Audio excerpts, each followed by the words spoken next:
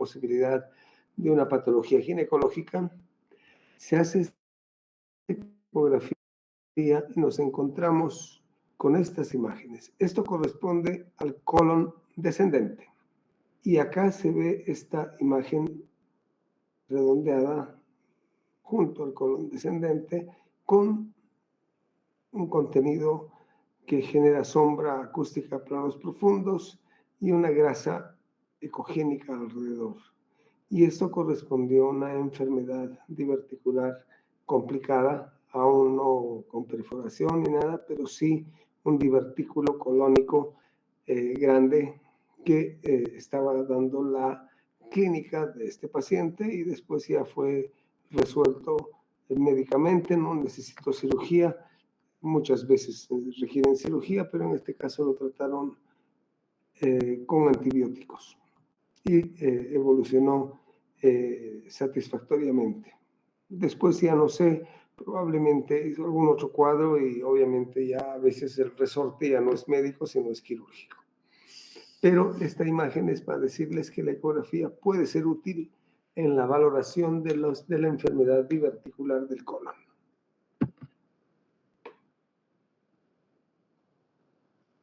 Otra condición en la cual la ecografía puede ser útil es en pediatría, en las cuales en una guagua que tenga una dilatación intestinal, pero por líquido, porque si fuese por aire, obviamente es imposible esta guagua. Esto corresponde a estas cosas redondas, este es el lumen del sigmoides y corresponde a materia fecal y a esto líquido y la pared intestinal.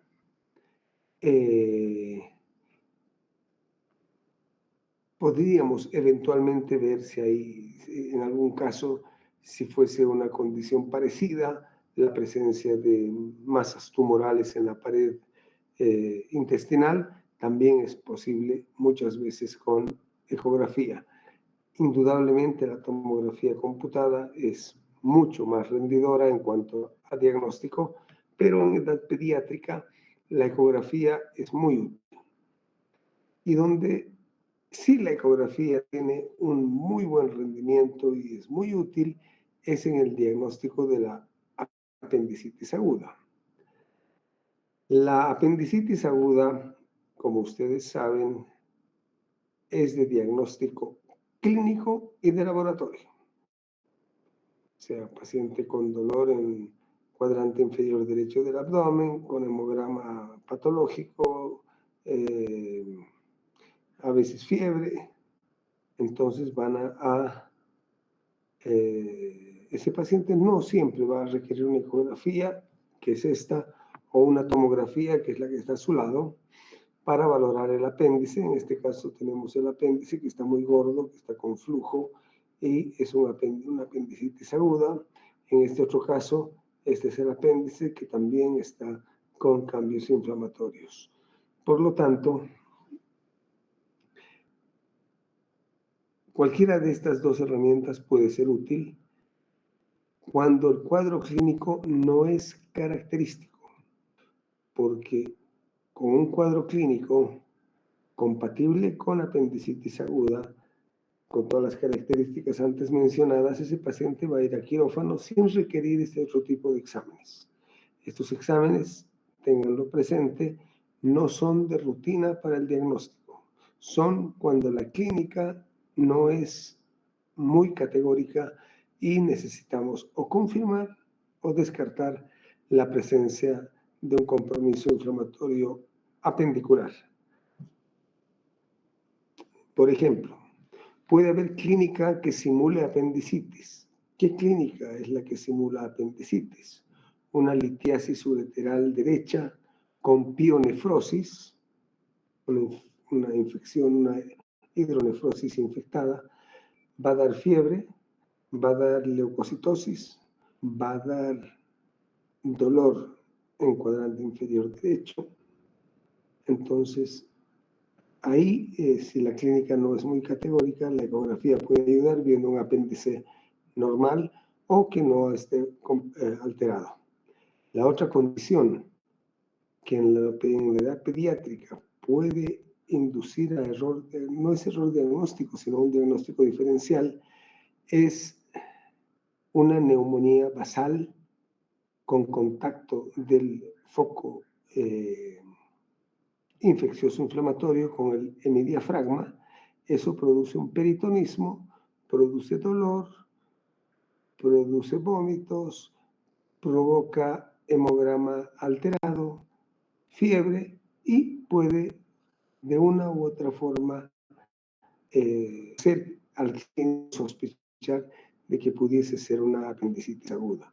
No es que el clínico sea malo, sino que son los diagnósticos diferenciales que uno siempre tiene que manejar en la edad pediátrica. Y aquí se ve un apéndice mucho más bonito, gordo, cuando es más de 6 milímetros el diámetro transverso.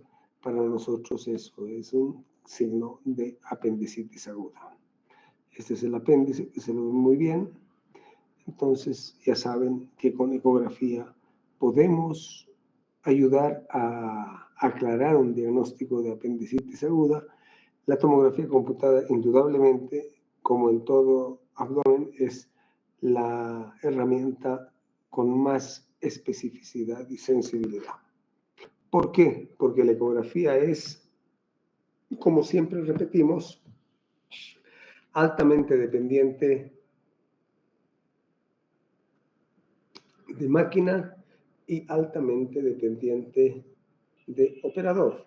Esta ecografía está hecha con un transductor de 18 MHz de muy alta resolución y por eso podemos ver este tipo de imagen, porque si no hubiese esa posibilidad es difícil pillar una estructura de tan pocos milímetros.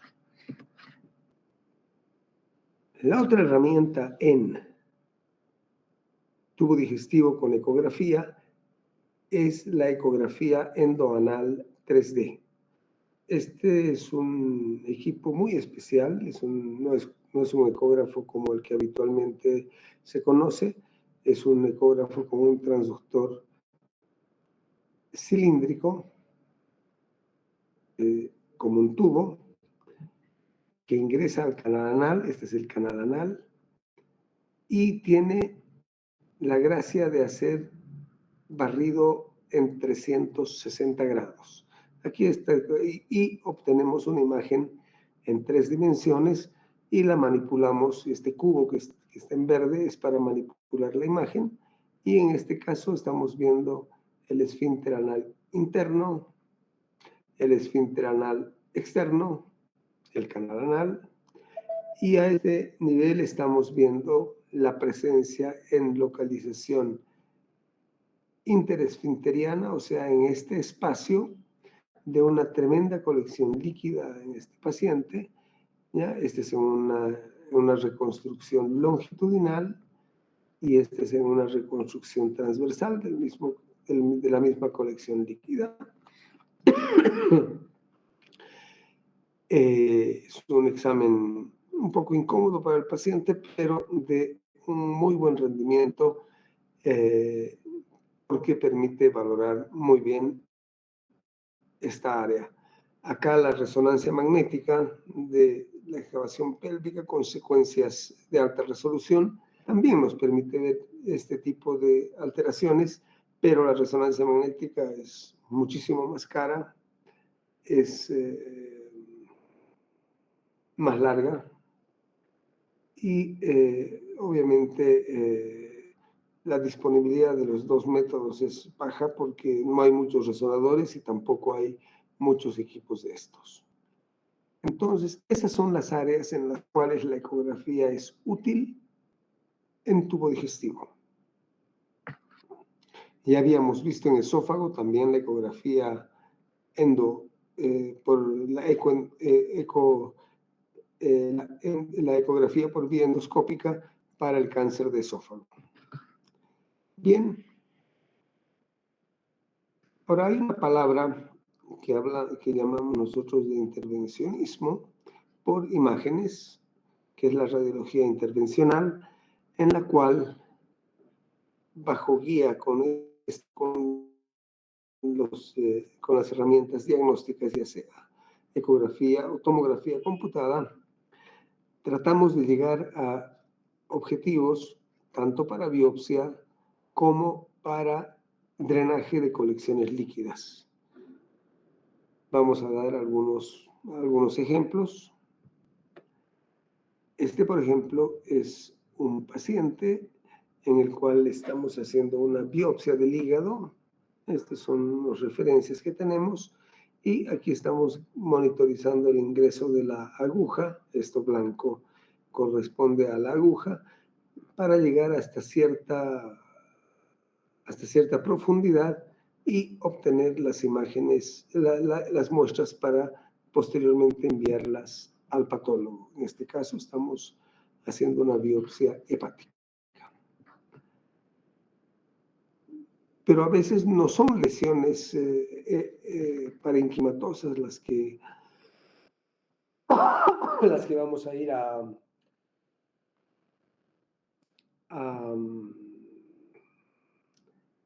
de las cuales vamos a ir a obtener muestras para estudio anatomopatológico, sino en otras ocasiones tenemos que ir a resolver algún problema.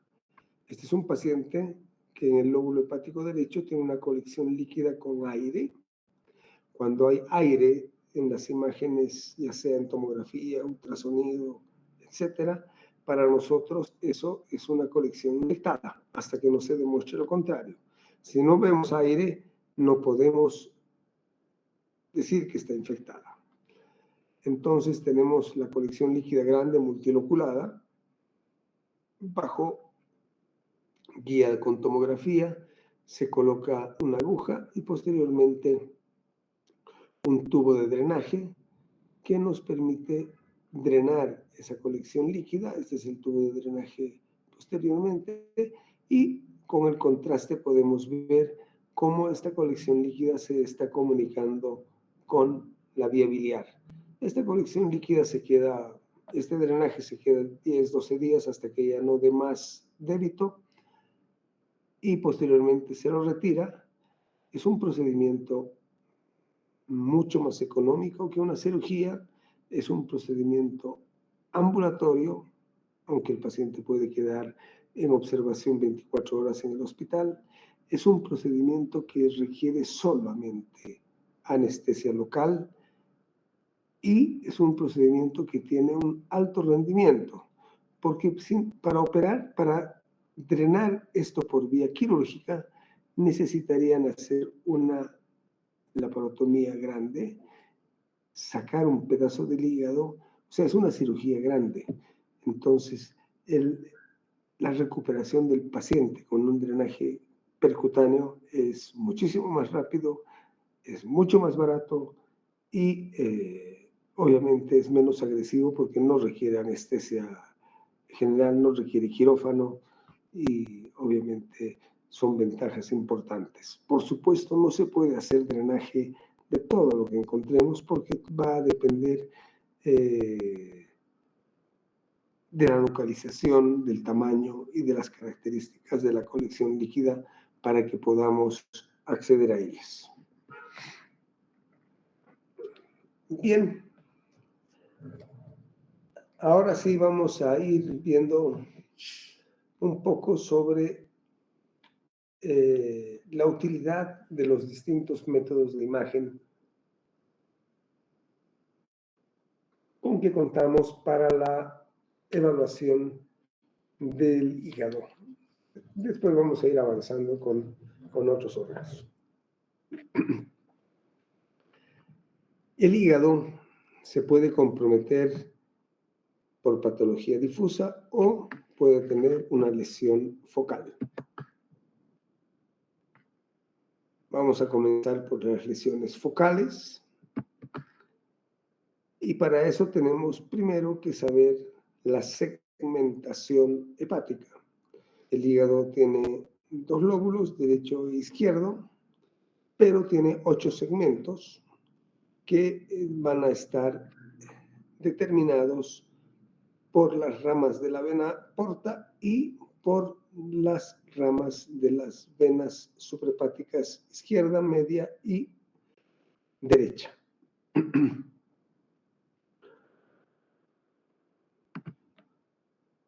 Bien, vamos a ir de las lesiones benignas a las lesiones más agresivas.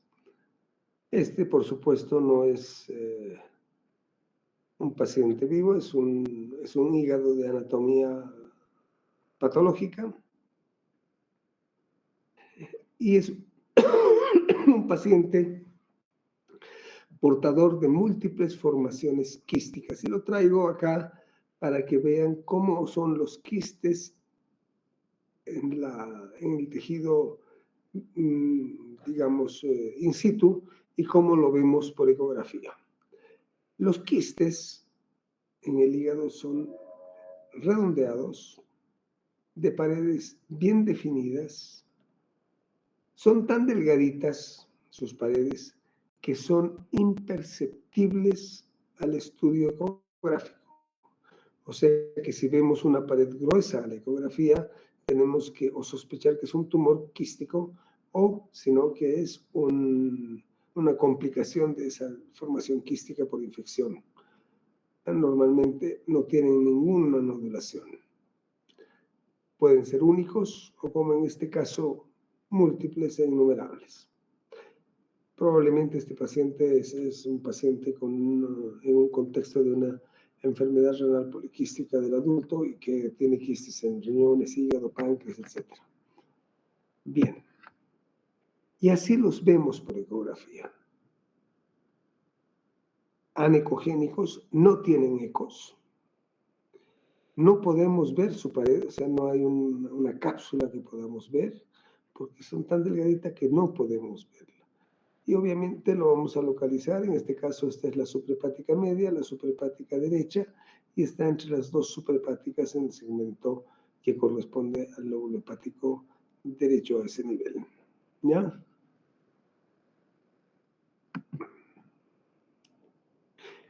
¿Qué pasa con la tomografía y los quistes? Ya no son anecogénicos, porque por supuesto esa terminología es de ecografía.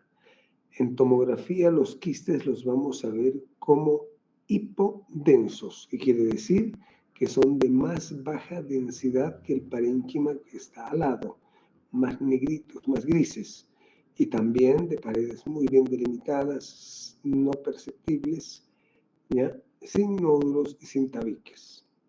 Y que no se pinta, aquí está, esto es contraste que le hemos puesto al paciente, esto es contraste en la aorta, contraste en el parénquima renal, en la vena renal del lado izquierdo, en la vena renal derecha. Aquí la cava no tiene todavía buen contraste porque recibe sangre de las extremidades inferiores que no tienen contraste aún y por lo tanto se ve de esa naturaleza. Y el hígado, las venas suprahepáticas con contraste, el parénquima ya opacificado y el quiste sin impregnación. Eso es lo característico de una lesión quística simple. Y en resonancia, ¿cómo vemos los quistes? En resonancia tenemos varias secuencias de pulso. Las más habituales son las secuencias T1 y T2. La T2 resalta el líquido y la T1 hace que el líquido sea gris. Esto es una vena suprahepática, tiene líquido y por eso se ve de esa naturaleza. Son pequeños quistes, ¿ya? Que son hipotensos en las secuencias 1. Pero si a ese paciente le hacemos secuencia T2, que hace que el líquido brille, los quistecitos se ponen blancos. El líquido cefalorraquídeo que rodea a la médula también es blanco porque es líquido y tiene el mismo comportamiento. Si nos vemos acá, el líquido es gris, el cefalorraquídeo, igual que el líquido en los quistes. Entonces, en T1 son hipointensos y en T2 son hiperintensos. Y esa es una característica de los quistes. Y cuando le ponemos contraste a estos pacientes, estos quistes, al igual que en la tomografía, no van a impregnar porque no tienen vasos dentro, no tienen tejido dentro. Si se llegan a impregnar, estaríamos hablando de una lesión sólida. Ya, este es con contraste y ustedes ven que los quistes, el parénquima se pinta, pero los quistecitos quedan hipointensos porque no presentan impregnación. Y esa es la característica que estamos viendo en los quistes. Y aquí para ilustrar nada más nuevamente eso, este es el parénquima hepático. En una fase arterial se pone blanco porque le llega más contraste. El quiste no se modifica. En la fase portal, que es un poco más tardía porque se hacen varias fases, el parénquima se impregna mucho más porque ustedes saben que al hígado le llega el 80% de su sangre por la vía porta, y la vía porta y la vena porta está llevando contraste, y al llevar el contraste está pintando mucho más que en la fase arterial ese parénquima hepático. Y se hace una fase más tardía en la cual ya decae el contraste en el parénquima, pero ustedes ven que el contraste en el quiste no se modifica en ninguna de las fases porque no tiene estructuras vasculares en su interior. La otra lesión focal que existe en el hígado y que es muy frecuente es el hemangioma hepático. Es un tumor benigno,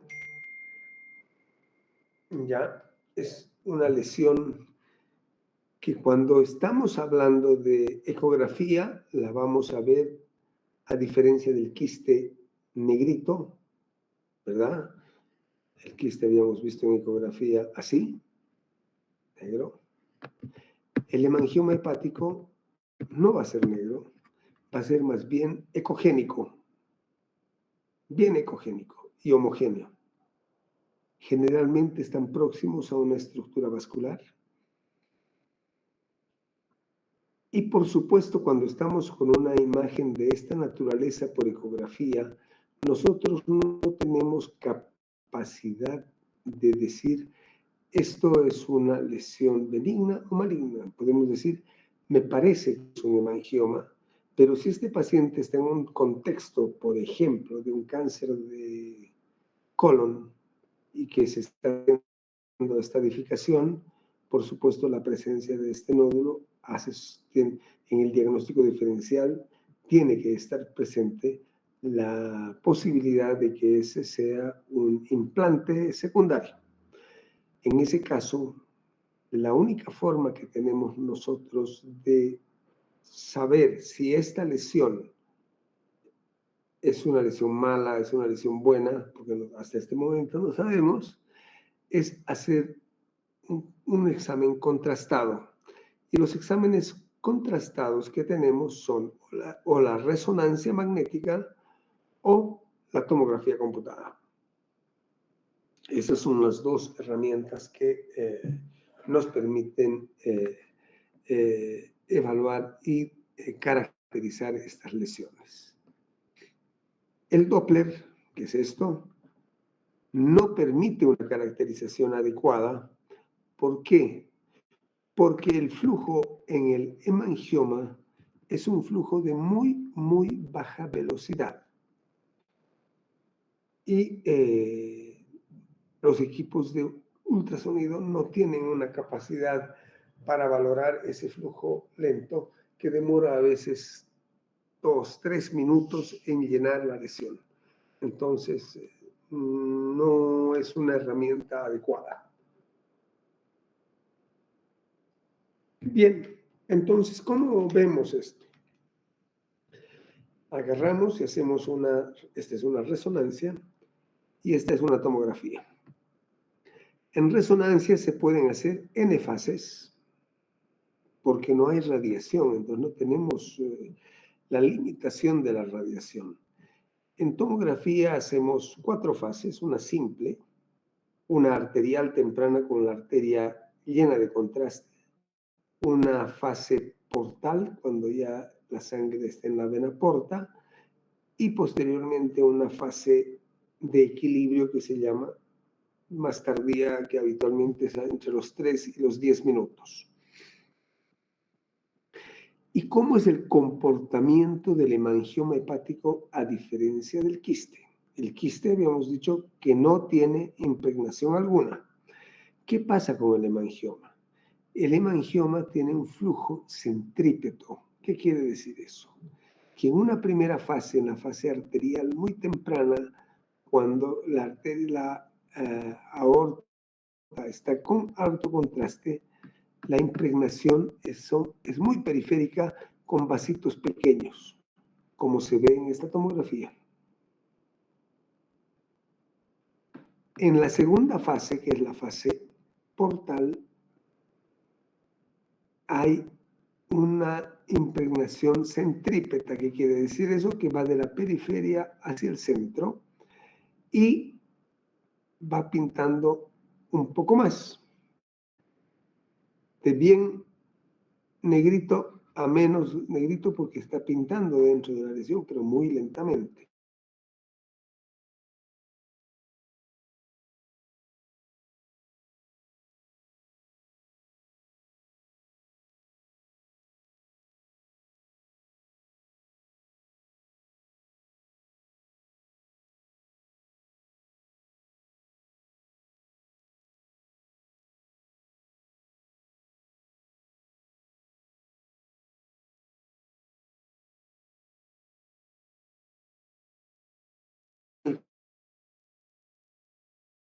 El contraste.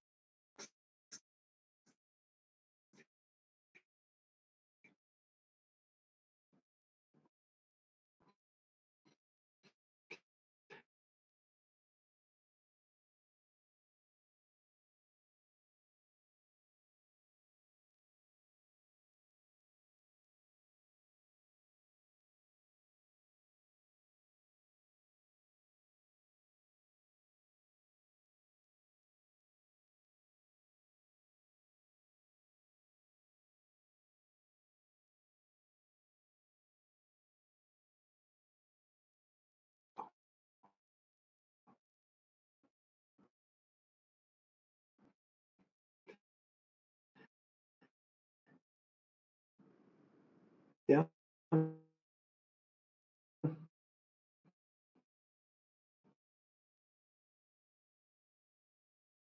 En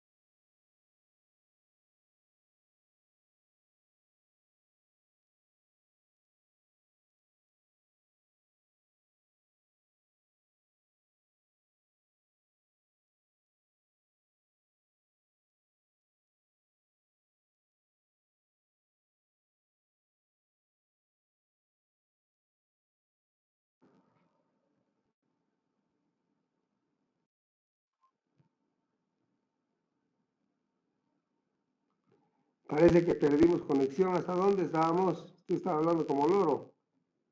Hola. Sí, doctor, se salió. ¿Hasta dónde llegamos para que pueda yo volver y retomar? Ahorita no está proyectado, doctor. Estuvimos en la tomografía en el hígado de quistes. Ahí nos quedamos. Eh, Aún no se logra ver, doctor. A ver, déjame ver. Vamos a ver.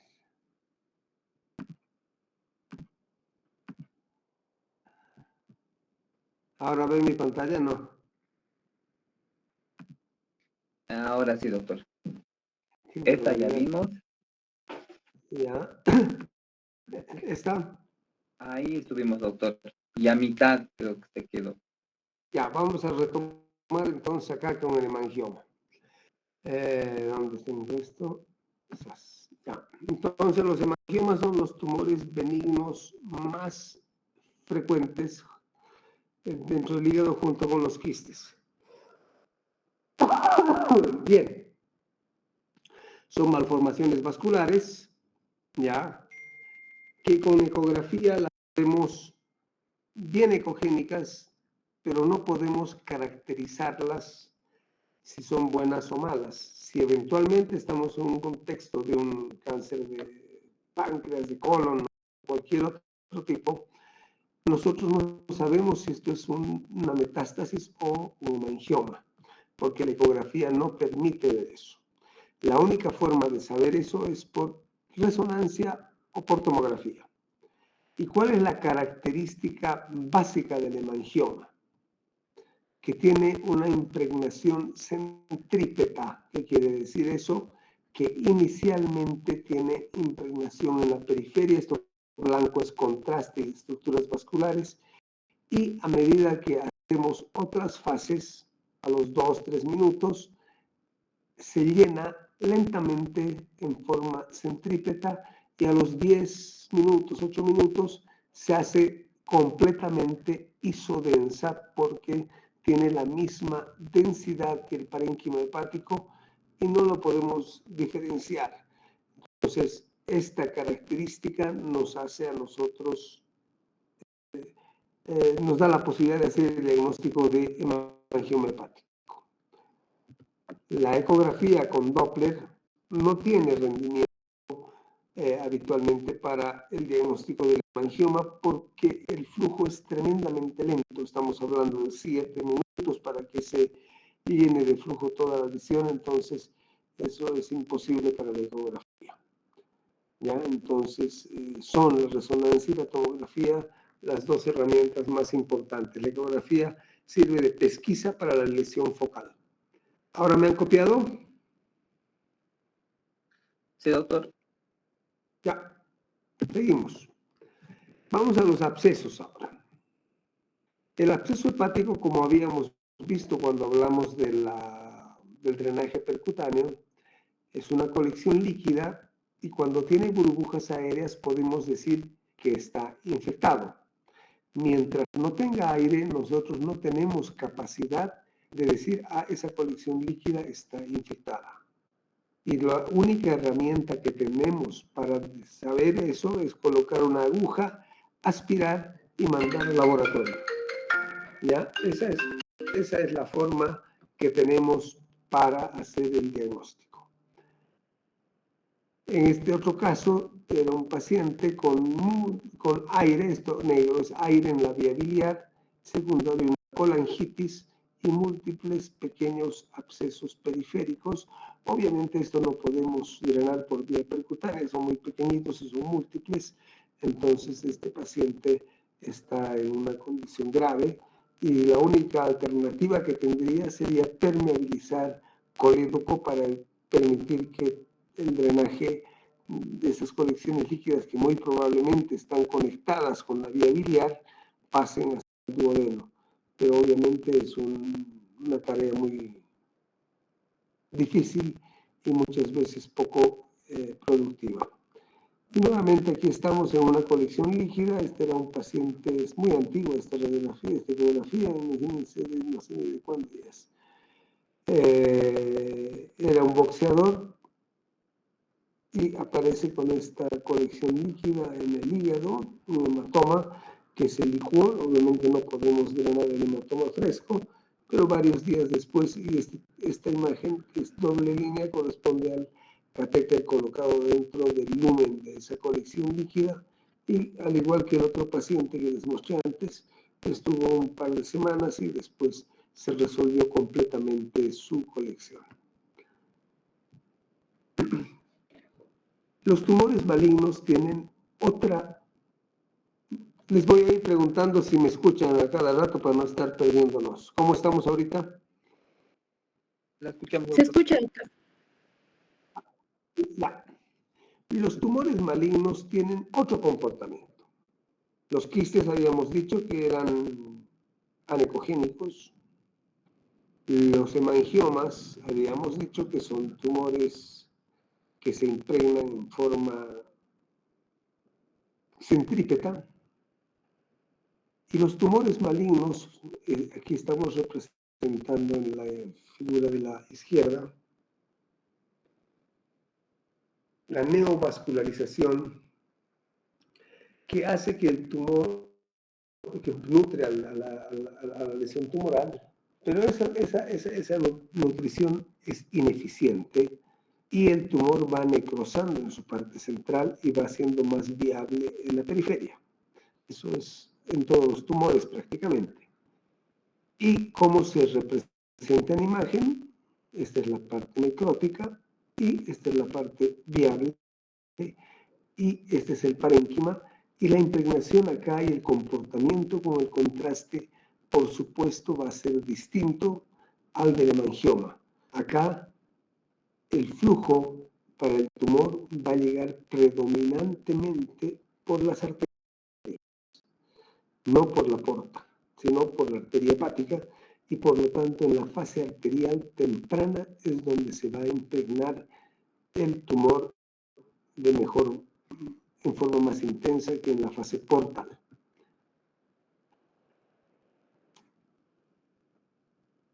Cuando una lesión es única, en general asumimos que una lesión es un tumor primario,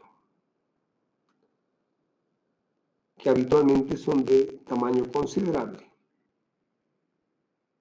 Pero a veces hay lesiones únicas pequeñitas y no hay más que una, y en este caso correspondía a una metástasis por un cáncer de colon, ¿ya? Pero en general, cuando hablamos de metástasis, hablamos de varias lesiones en el parénquima hepático. Este también era un paciente con un cáncer de colon, y la característica de una masa tumoral habitualmente es la necrosis central, la impregnación periférica e irregular,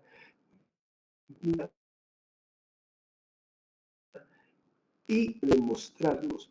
Esto también lo ve la resonancia, obviamente, o sea, los dos dan la misma información, pero la capacidad de estas técnicas no solamente es la de mostrarnos la patología, que digamos en este caso del hígado, sino patología en otros órganos, como por ejemplo, si bien esto es absolutamente inofensivo, un pequeño quiste simple en polo superior del riñón del lado izquierdo.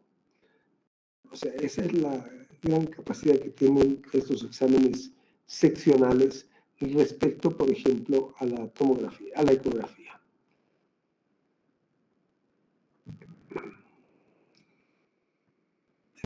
Entonces, la resonancia magnética, les he dicho, al igual que la tomografía, nos da la misma información cinética del contraste, porque también usamos contraste y tratamos de aprovechar el comportamiento del contraste o el comportamiento de las estructuras respecto al contraste. Los quistes no van a pintar, ¿ya? Las lesiones tumorales como en este caso con tabillitos, van a pintar. Entonces tenemos que ir viendo todas esas sutilezas para darle nombre a la lesión que estamos investigando. Pero el hígado no solamente sufre de tumores o lesiones focales.